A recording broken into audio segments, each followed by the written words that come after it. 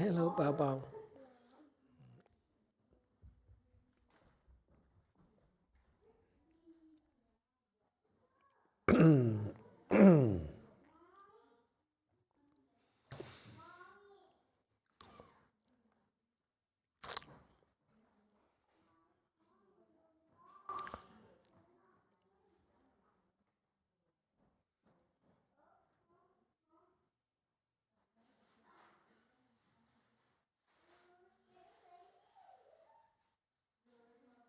Okay, thank you.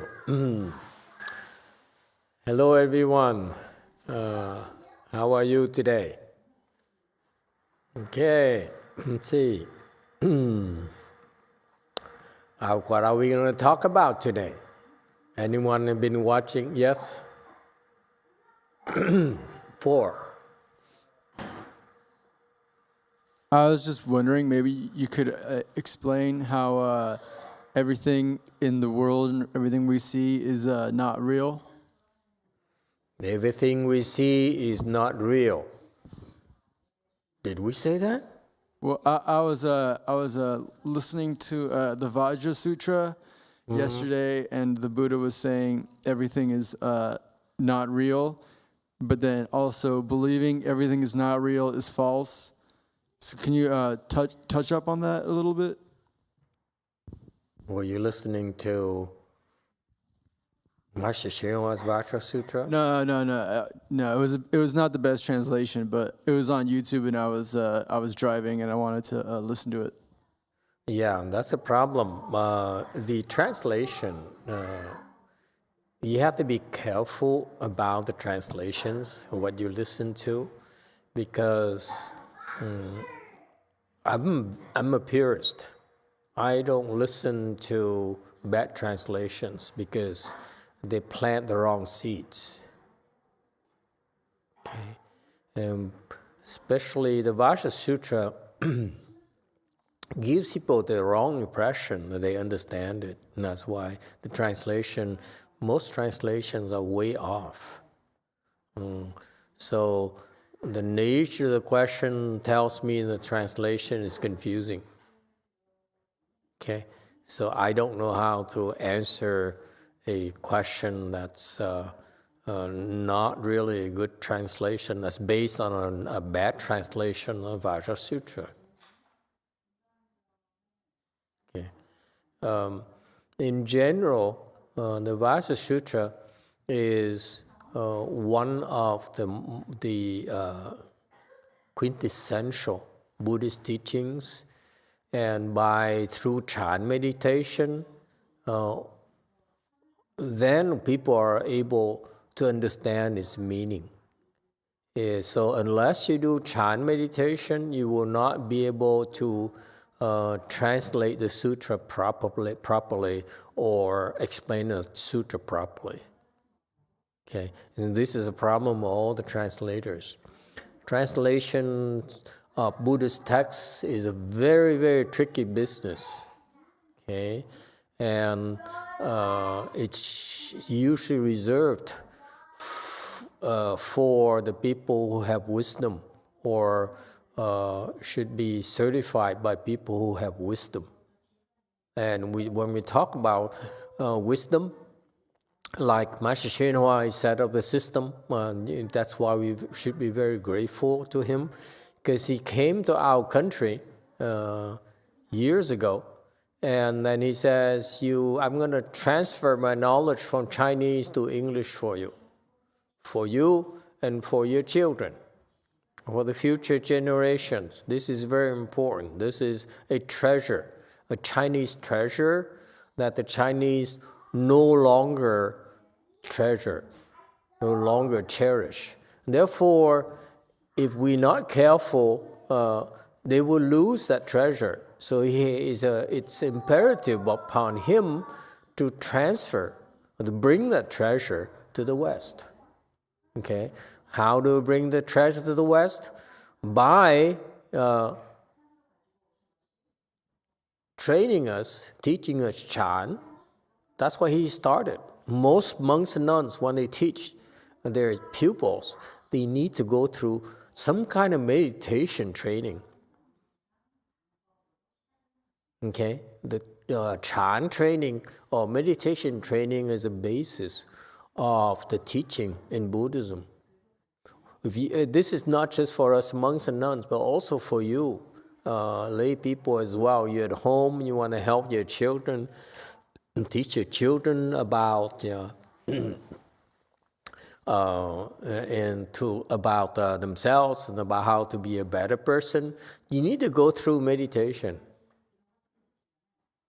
Okay, and so Master YongHua brought the information, the treasure, a Chinese treasure, to our country, and the only way for him to do it was to teach Chan meditation. The best way to transfer the knowledge is Chan meditation, and so that's what he did. When he first started teaching, he taught meditation. Let's face it, that's what most monks and nuns need to go through, meditation. Okay, remember, Master YongHua originally his skill set, his specialty was tantras, mantras. We heard, he really understands mantras, Buddhist mantras in particular. He has a profound knowledge of it. Okay, but when he wanted to transfer the Buddhist knowledge to our world, to the Western world, he had to go through meditation. He has to teach meditation. Okay, and after meditation, after training his meditation, and when we talk about meditation, Chan meditation is a wide spectrum. Not just sitting there and crossing your legs. Could be walking meditation, or could be bowing meditation. One of his few of his famous disciples, especially one or two fairly famous disciples, became enlightened through walking meditation, through bowing meditation. Okay, and so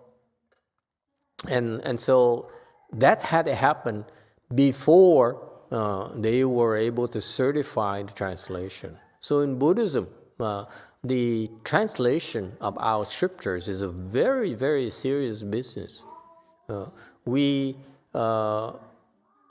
spend our forebears, our ancestors, our teachers took the time to train us meditation, to teach us meditation, and teach us the teaching, the principles and Buddhism principles, in order for us to be able, in the future, to understand the Buddhist teachings, the true Buddhist teachings, truly understand it, and then certify it, the translation. That's what he did. So that's why what Master YongHua did is incredibly important for our generation. As compared to so many other monks out there before him, okay, after him, they would go to get a degree in Buddhism, learn about languages and so forth, and would translate, say, hey, I understand now, so they would translate. But those translations were not certified, and therefore they lack, to me, they are not valuable at all, they're misleading. So I would not waste my time listening to YouTube or reading those translations myself even. I'm sorry, I'm a purist. My standards are way too high because I wasted a lot of my time. I wasted years of my time, of my life, listening and reading and researching junk, if you will. It's so damaging, when you learn the things and they are twisted, okay? It messes you up, and it's a waste of time to me personally. Total waste of time. To me, I wasted so much of my time reading all that junk that I had to admit to you several times that I read so much junk in my life, studying, researching Buddhism from the famous monks, very, very famous monks, and I spent years dumping it out because the seeds are there. Once you read them, when you listen to all the junk, they're there in your brains, in your consciousness. And they keep on popping up constantly. So I spend years, at least 3 years of my life, dumping it out. Sitting there, meditating, and dumping it out. That's how serious the problem was. Because the seeds, if you're not careful, they sprout and they give you what is called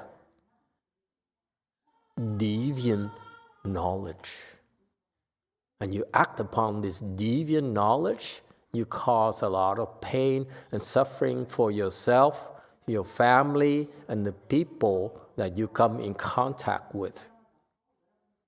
You have to take responsibility for your actions. I'm saying this because I see a lot of young children. The parents have to be careful, okay, that we give our children the proper seeds, because it affects them for a long, long time. Okay, and so that's what we should be grateful for Master YongHua for setting the standards, such high standards for these sacred texts, these sacred human scriptures about human wisdom. This is the highest level wisdom, okay, that the Chinese have. It's a real treasure for humanity. Forget about it's Chinese or Tibetan or Indian and so forth. It doesn't matter. We are American. We absorb, we accept, and we appropriate all sorts of great things that are beneficial to us as well as unbeneficial to us. So it's upon people with wisdom to make sure that we are able to discern what is beneficial versus what is not beneficial. Okay? So Master YongHua set the standard. He says it's beneficial for you when you read these certified translations. It's not beneficial for you when you read uncertified translation. That's what I would add. Because I found it to be a waste of time. Okay, later on, there's such a waste of time. Just like your question, how far do you go? How, when we discuss this and we take up your question, then you have to discern about what the wrong part of translation versus the good part of translation, and that causes problems. Okay? Yes, 9. From Wei Liu, thank you, Master. Everything you have done for Joseph. I just wonder whether Master ever heard chain-locked woman in China. What's the karma behind it? Can we help? Chain-locked woman? There's a woman, she's in a small hut and she's locked up by a chain. By who? I think her husband. Her husband? And anyway, it's a big thing right now. Right now? Well, I'm so sorry. I should follow more on the Chinese news. But I don't know about that story. Someone help me out, please. Anyone has some opinions on that? Okay. What a horrible thing to do to another fellow human being. It's shocking that, actually it's not shocking to me because I've seen similar kinds of things already as a monk, from stories I heard, from the things people did to themselves or to the loved ones. Okay?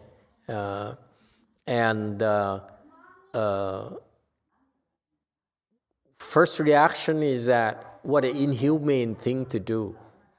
To treat another human being like that. To lock them up, to chain them up. The worst we did recently, so lock up baby into her room, but we never chained her. Okay? Baby is a young Korean lady who's got caught, who's been testing positive in the COVID thing, and therefore the airline would not allow her to board their planes, so we had to lock her up. And so we felt justified in locking her up, but we never felt necessary to chain her up. Maybe we should have. But think about it. What kind of mind this person, the mind of a person who would feel justified in physically chaining someone else, whether it's your wife, your children. We're not talking about just a lady being chained in China. I read an article recently in the American news where they locked up a child, the parent, the dad, the grandparents, and the mother. They locked up the girl, baby girl, 6-year-old girl, in the house because apparently they're not allowed to raise her. The child protection services deemed them unfit to take care of the girl, so they wanted to take the girl away, but they couldn't find the girl. Okay, so they locked her up for 5 or 6 years in the room beneath the stairwell. So they built something to hide her, and for years the authorities suspected some foul play, but they couldn't search the house because with how just cause they could not get a warrant. So finally something happened and they got a warrant and they just discovered the fake stairwell and they found the girl. Okay, so you see the things that people do that is shocking, that is incomprehensible to me. That you would treat another fellow human beings that way is just so shocking. Okay, that's from a worldly perspective. What kind of person can behave like that? They feel it's okay, it's justifiable to do that. To chain up someone, to lock up someone like that, okay, that's shocking. But also, from a Buddhist perspective, we don't know, and it doesn't matter. But from a Buddhist perspective, there's some cause and effect, okay, meaning that if you do that, it could be because it's a payback.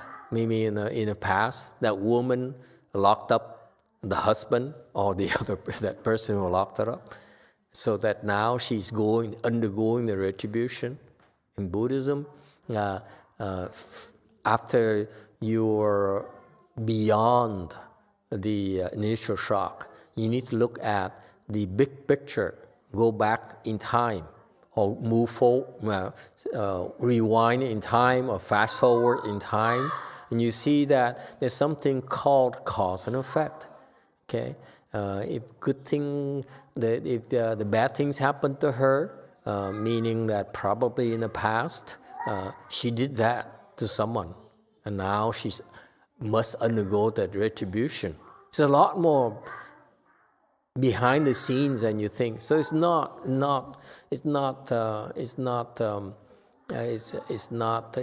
wise to jump at conclusions. Okay, it's a lot more going on than we think. So yes, it's shocking, and I hope that society will never tolerate that. But on the other hand, from a personal perspective, you need to understand there's some retribution, some payback, some debt settlements that's going on, and therefore we should reflect upon ourselves. Yes, 9. From Cordelia, in the Sixth Patriarch lecture, Master said to read the Vajra Sutra and the Heart Sutra together to open up our Vajra Prajna Paramita. Is this a daily reading? Should I read the Vajra Sutra versus the Flower Adornment Sutra daily? Thank you, Master. Okay.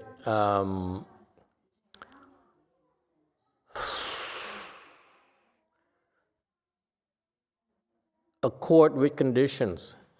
If you have interest in a Vajra Sutra, read the Vajra Sutra.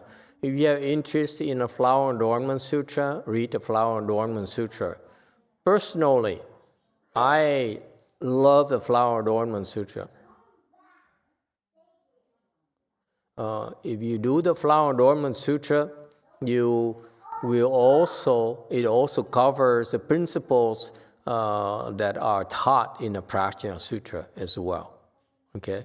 And therefore, if you have condition of Flower Adornment Sutra, I would go over Flower Adornment Sutra over the Vajra Sutra. All right? That's my personal preference.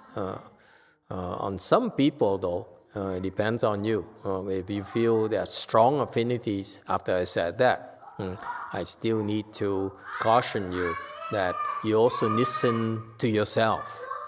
If you read or listen to the Vajra Sutra and you feel affinities, you feel very strongly about it, by all means, continue. And, or you listen to Flower Adornment Sutra and you say, wow, this is too much for me. It doesn't make sense to me. Then stop. You can be flexible, okay? Because I say it from personal experience. When I first started, I went to my Chinese master's temple, cold turkey, and they taught about Mahayana,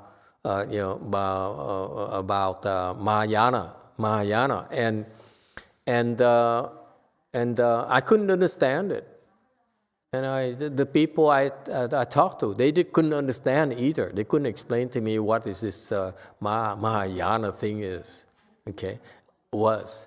And so I was disappointed. I said, what's the point in me reading all this? I love Master YongHua's teachings because he put things in very simple terms, okay, that I can use every day. Okay, like bear the leg pains, be patient, endure it, stop complaining, be a man, okay, be good, don't do evil, things like that. I understand. I couldn't understand. When he moved to the Mahayana text, talk about prajna, talk about paramita. I asked, what is paramita? What does it have to do with me, my meditation? Okay, I love Chan. How does learning about paramita help me in my Chan practice? I'm a very practical person. And no one could explain to me the relationship between the paramita teaching and Chan. Go figure. See, if you like that, my first initial reaction is that it's a waste of my time. I'm not going to read this. If I read it, I need to understand it. Like most people. Okay? So I abandoned the Mahayana text.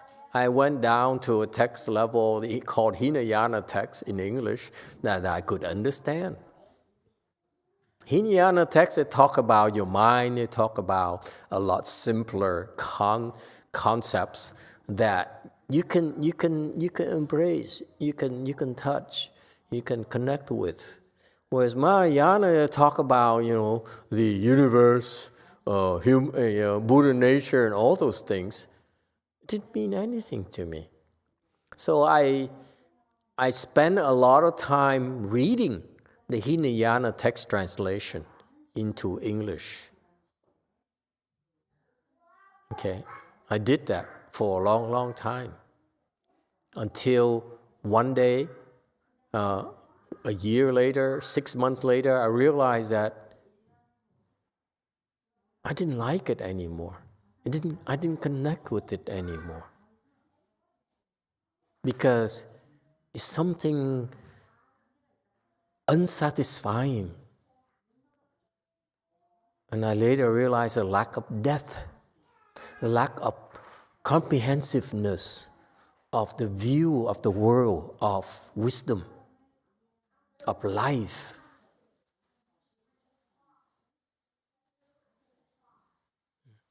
So my point to you, Cordelia, is that it's okay if you enjoy the Vajra Sutra, go for it. You enjoy Hinayana, go for it. It's okay. But just because she follows all the lectures and follows the chant classes and chant training, let it happen. Don't worry about it. You don't have to behave like I used to do. I need to optimize my time.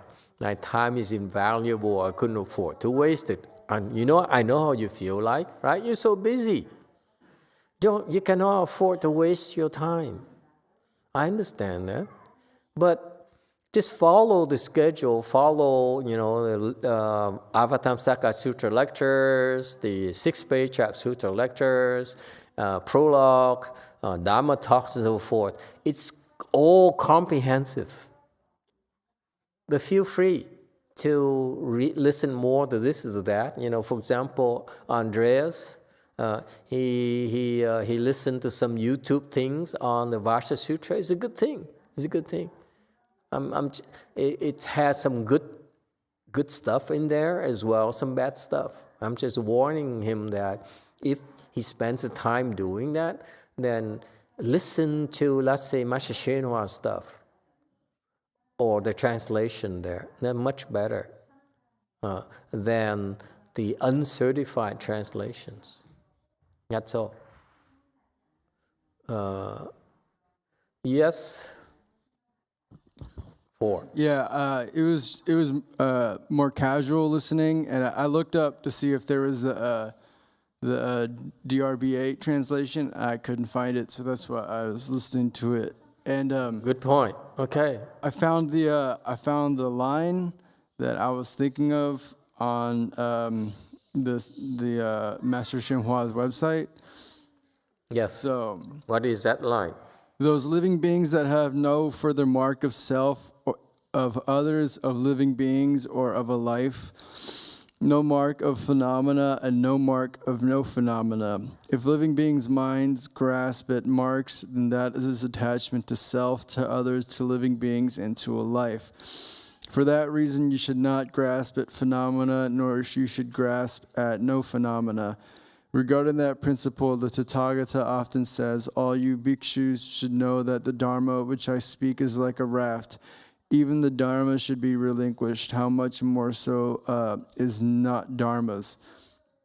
So I was asking about, he said you should not grasp at phenomena, nor you should grasp at no phenomena. Non-phenomena, not no phenomena. It says no phenomena. That's a bad use of the term.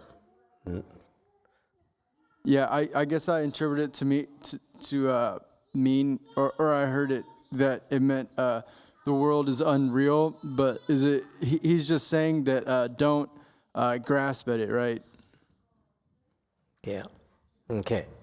So anyway, let me complete my point for Cordelia's question, is that relax, okay? You don't need to optimize. If whatever is available, make sure you listen or you read things that are good stuff, like from the DRBA, Master YongHua stuff, or may I dare say that my stuff as well. Ching. Okay, let me promote myself a little bit. Otherwise, you do that. It doesn't matter. I feel very, very, very comfortable that I feel that what we teach you is very well-rounded. For the reason that after all this time of teaching you, there's a wide range of levels of you, When I look at you, when I lecture to you, I have to address the needs of all the people, very high level to pretty low level, babies as well, okay? So the Dharma has to accommodate all those levels. So it's a very subtle thing that you don't realize, but personally, I do not want to waste your baby's time even. Okay, so that's why the Dharma has to address the needs of everyone, and therefore that's the thing that Master YongHua did as well. By the way, okay, that his Dharma was at all levels, from low levels to high levels. Because I speak from personal experience. When I started, I was very low level. Listened to it, I loved it. When I get to higher levels, I still loved it. The more I listened to it, the more I understood. The same thing. So that's why the amazing thing about Master YongHua's teaching, Mahayana teaching, is that it is multiple levels. A lot more than you think. You listen to the same thing. Over time, you realize you say, oh, wow, I never understood it that way before. That's the depth of the teaching. Very simple terms. Okay? That's so Mahayana. That's so Master YongHua's teachings. Very typical. Okay? Whereas you read a text or translation or explanations from a scholar, they address a certain audience only. Okay? Their peers, the scholars, but they don't address our needs, your needs. Whereas Master YongHua, he addresses all levels, scholars as well as non-scholars and so forth. It's very fascinating. So I wouldn't be too obsessed about it. If it's available, read it and listen to it, and you like it, listen more to it. You don't like it, still listen to it, because eventually you get it. The seeds are there. Okay, now going to this Vajra teaching from Master YongHua. Okay. First comment. I would like our videos to be more available, because Master YongHua does not have videos on the Vajra Sutra. It's a crying shame. They should have, they weren't available, but they should have recordings and stuff, more stuff like that, bombarded on the internet, so that it's easily found when you do a search on Mahayana texts. Okay, from genuine. We should have a text that's genuine Mahayana teachings, and Mahayana text as a part of our search criteria. I want to have a word, genuine or proper. Okay, that's very important to distinguish it from the non-genuine, the ingenuine, or the improper text that's available out there. Okay, that's junk to me. All right, so it's free. We should bombard it. We should inundate it, the internet, with such materials. Okay, so that these people can listen to it, can be exposed to it. It has far-reaching consequences. Okay, and then translate it to different languages, into Korean, into Vietnamese, into Malaysian, into whatever. Okay, translate it, keep on translating and inundating the stuff with good materials. Because the majority, 90% of the Buddhist stuff, more than 90% of Buddhist stuff is junk. It's horrific to me that my generation, we have so many resources. I mean, at least his disciples have so much money, have so many resources, and they're failing to make his teaching available. We're not talking about translation, which is simply are making them available, inundated, freely. Don't even charge money. I'd give it away to libraries. I hope in the future, when you third generation, I'm done with this, and you have more money, and we have more money, inundated with everywhere, freely. Okay? Don't go for, making $1 or $2, $10 per book. It's nonsense. Because you sacrifice $10 of profit, and you get like millions of dollars in your blessings forever. Yes, 6.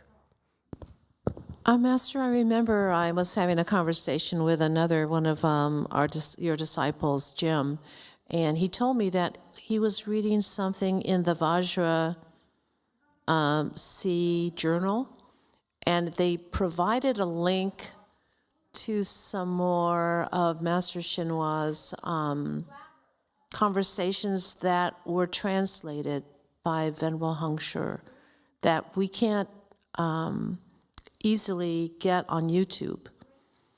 And somehow I have to ask him again, because if you just go onto YouTube and you're trying to find something to listen to, and you're English speaking, you're not Chinese, and we wouldn't be going to the Vietnamese channel, you're really at a loss. There really isn't that much. I mean, there is some, if you want to sit and listen, to hours. But I was surprised that there is a way to get to some of it that is not readily accessible to the rest of us. Yes, thank you for telling me. And therefore, it's a failure from their part not to make it available to the general public. That's what Master Xinhua wanted. That's important to him. It's not so much about promoting himself or his Dharma. It's about making the proper Dharma available.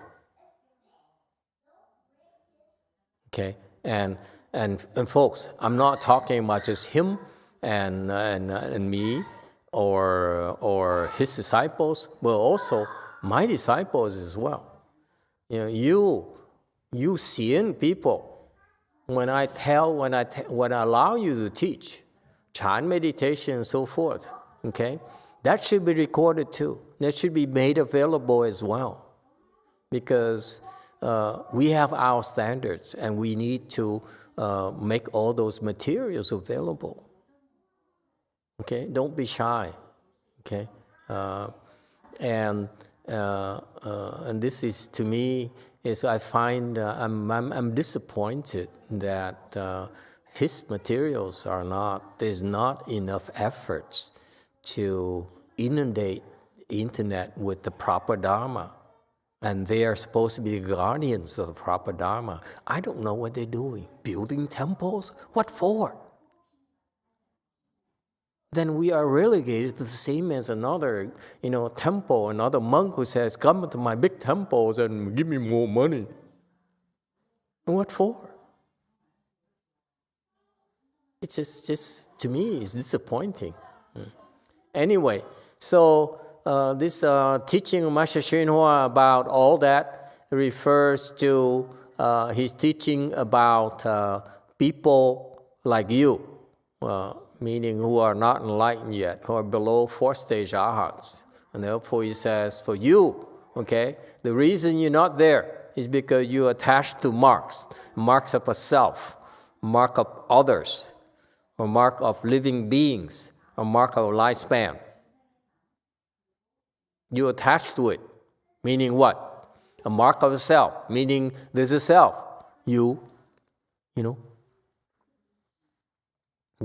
go to your hairdresser and do your nails.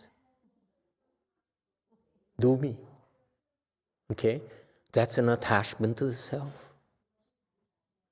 Okay? Attachment to others, meaning that you see babies. Okay? I say you're distinguishing between self and others. Look at that. She's pointing, hey, Lee, I can do half lotus. You see? You have an attachment to others. By the way, if you have children and you somehow manage to get them to get into half lotus and full lotus, it's something that as you get into that, the chi inside them runs differently. They feel better about themselves. And you know what? It's that knowledge they can use the rest of their lives. In the future, when they feel down, they feel depressed, they cross their legs, they get some relief. It's incredible, this knowledge here, these little things that you can give to your own children. Okay? And look at her, that baby girl there. When she sees people sitting in full lotus, crossing their legs, that's the kind of influence she has. That's what we do for our children. Okay? Teach by example. It's a lot more beneficial than you realize. Regarding the question about the Vajra Sutra and Master YongHua's teachings, you see, it's quite different from his translation of the video when Andres first quoted. Master YongHua is much more precise. He says what he addressed in that section is those who are beneath are not yet fourth-stage arhats. And because they discriminate against self, okay, they said me, me, me, me, me. And then they also discriminate in non-me, meaning you, you, you, you, you. Okay? Meaning that, in particular, that story, that news from Liu Chen says that a woman in China has got locked up because you are not me, you are not doing what I want you to do. Okay? And therefore, you will be punished. You'll be brainwashed and trained until you like me. Okay? So that's why it's an attachment to others. They're not us. They're different from us. Therefore, it's okay to punish them. It's okay to abuse them because they deserve it. Okay? We come first. And others are not as important. So you distinguish between us and others. Okay? And that's your attachment to that differentiation, discrimination between you and others. Okay? That's an attachment to the mark of others. A mark of living beings. Others are your peers, your own kinds. Living beings are, for us, animals, animal realms. Okay, we say, for example, we have an attachment to others that manifests in what form?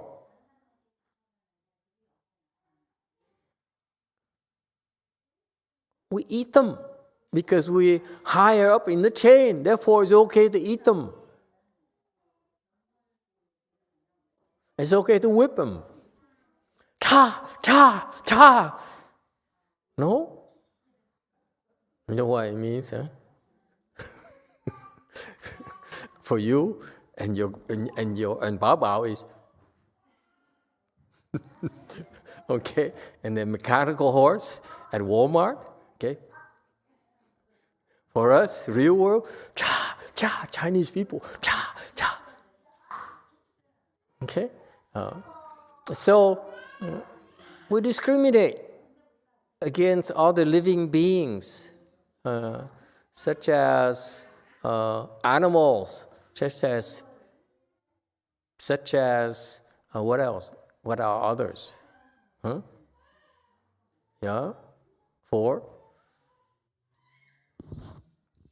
Well, I just had a question. So if we don't discriminate between self and others, should we view others as self? No, we're not talking about how you should look at others. He's only talking about, we're not at that level yet. One step at a time. The first is to realize you discriminate against others. Okay? So that you discriminate against the animal realms. There's so many animals out there. We discriminate against crocodile. We abuse crocodile, kill them, and turn them into boots and Gucci bags. All right? So that's how, because of that discrimination, because we see them as inferior and ourselves are superior. Yes, 4. Same thing with like demons, ghosts, and Yes, ghosts and demons, okay? They're troublemakers, therefore it's okay to kill them.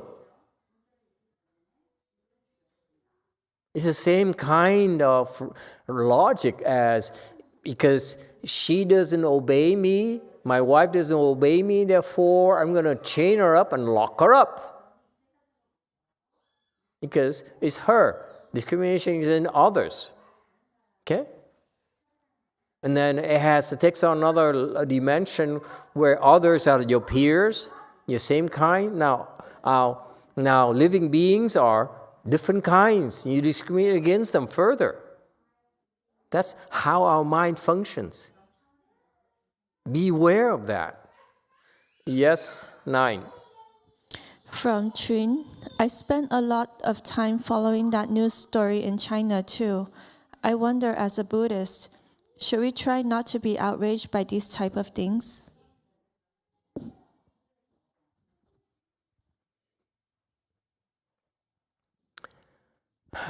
So typical of a manic person. He says, that's outrageous! How can Chinese treat each other like that? Yes. From Chun, but as a citizen, it seems to be the right thing to do to be involved and condemn the evil behind it.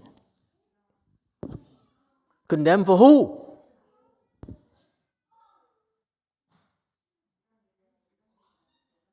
Condemn for yourself or for others? Be careful now. This is where it gets a little bit delicate.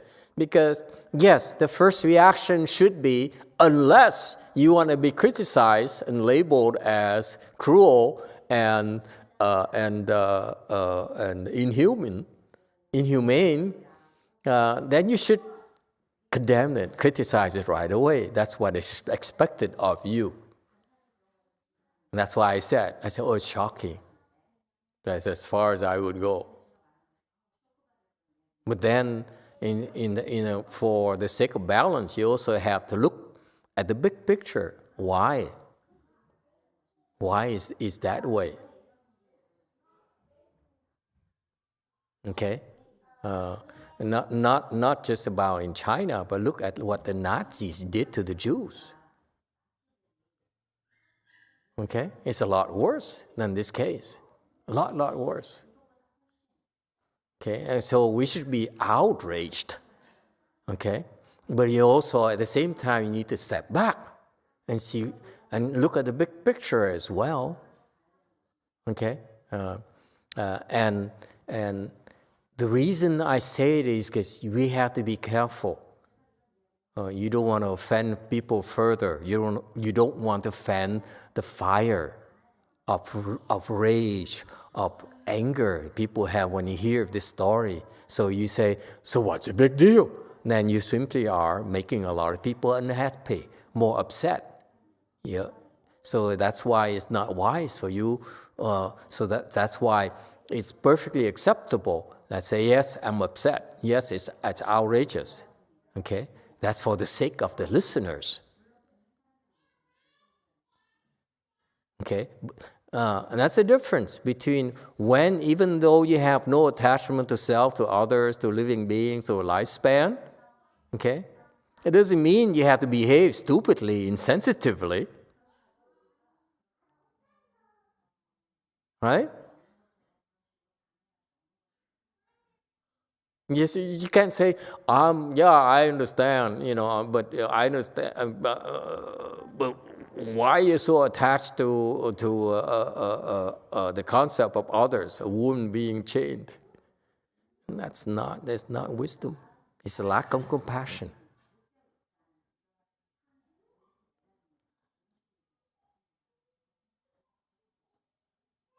All right? So the question about Jun is, should I be outraged by this thing here? No, you shouldn't.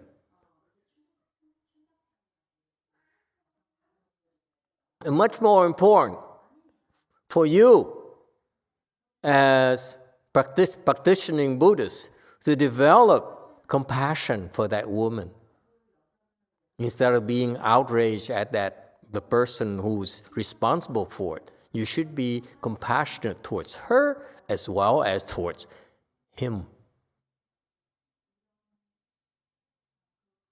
That's the proper reaction. Instead of condemning, instead of making things worse for them, okay, should develop compassion. Yes, 9. Chun said there is a lot of systematic evil in the government's handling of it at extreme levels. The story is completely covered up until a lot of people were outraged by it and demand change. Yes, it's a good thing. Okay, a good thing that it came to the surface, and because a normal person would be outraged, would be really offended, not only by that, but also what happened to the Jews as well. That's normal. That's human nature. That's how we are wired. Okay?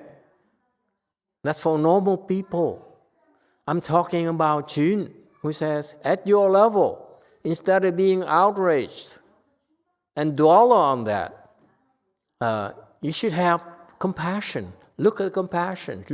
Instead of saying, oh, this is wrong, you should look at the pain and suffering of the victim as well as the offender. You have to realize that if for someone to do something that bad, that person has to feel very bad inside. I don't know if that makes sense to you or not.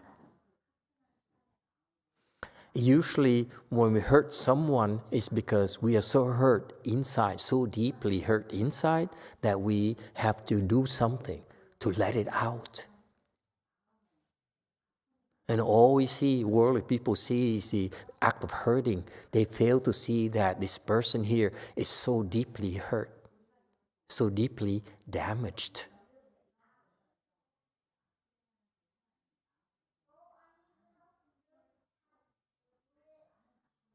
And that's why you have to have compassion. More important to develop compassion for the suffering for both sides. Look at the big picture. It's a lot of suffering going around. More than just a mere act of punishing or torturing each other or inflicting pain on each other. There's a hurt at both sides, very deep. That's how you can help. To worldly people, yes, you're supposed to show outrage and share and understand, have empathy, but at a deeper level, you need to do more than that.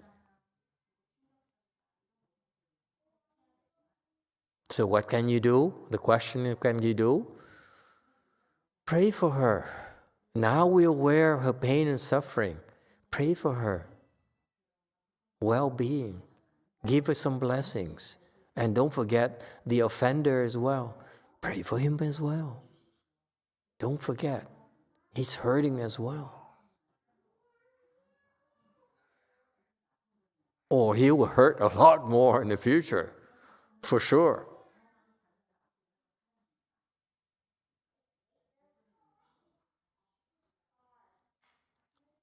Okay? But thank you for bringing it up. It's perfectly okay. We have a lot of people from all over the world. We're learning together about the Dharma and how to utilize it to face the world, to help the world. So we really appreciate your input. Feel free to ask questions and bring up these issues. All right?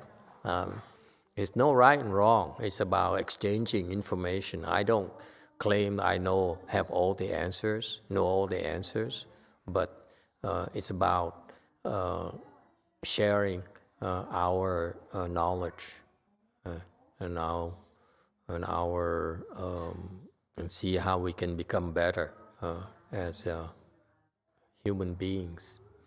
Okay, and going back, finally, I have a few more minutes, going back to the question about the Vajra Sutra, when Master YongHua is teaching. So he talked about don't be attached to yourself, don't discriminate against others, don't look down upon living beings, okay, whether it's low animal realms or ghosts or demons, they also are living beings, okay? And finally, our lifespan. Don't be so attached to life.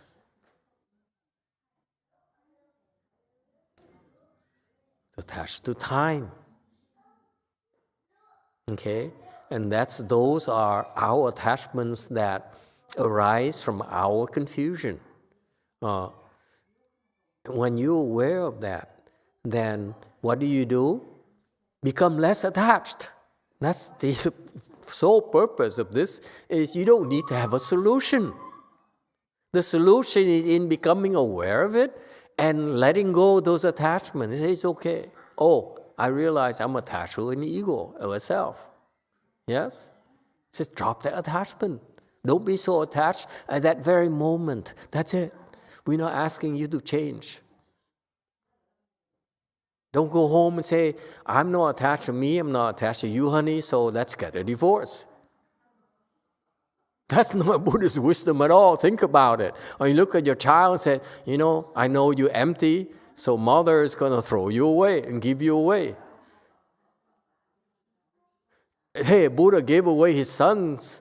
I'm going to give you away as well because I want to be as wise as a Buddha. No, it's not that. We're not asking you to do stupid things like that. It's not Buddhism at all. Buddha does his Buddha things. We do our things. Okay? Buddha never asks us to do the same thing as he does. We all have different circumstances. Does that help? So you let go of those things. And by letting go at the very moment right there, don't be so attached. Be aware that you're so attached to the ego, to the self, to others, to living beings, to lifespan. Okay?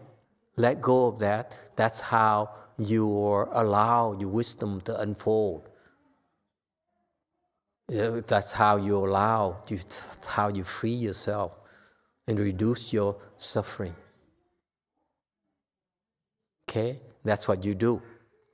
And when you get to the level where you're no self, then you can be taught to do things a lot faster than that. But it takes time.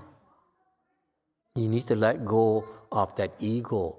You need to empty yourself before we can speed up your training.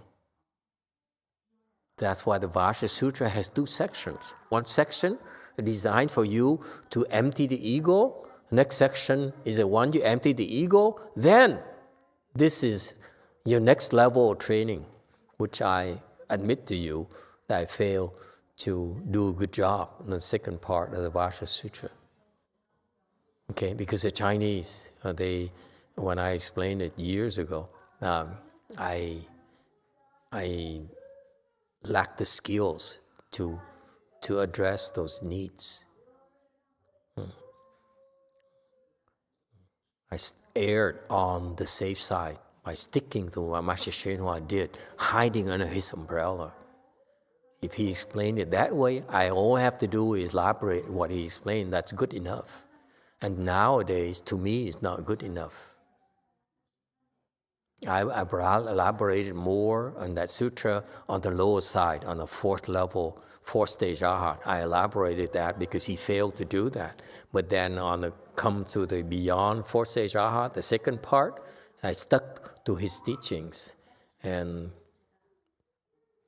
I played it safe. Okay. So, anyway. Okay, that's all I have for you today. Let's stop here. Thank you all.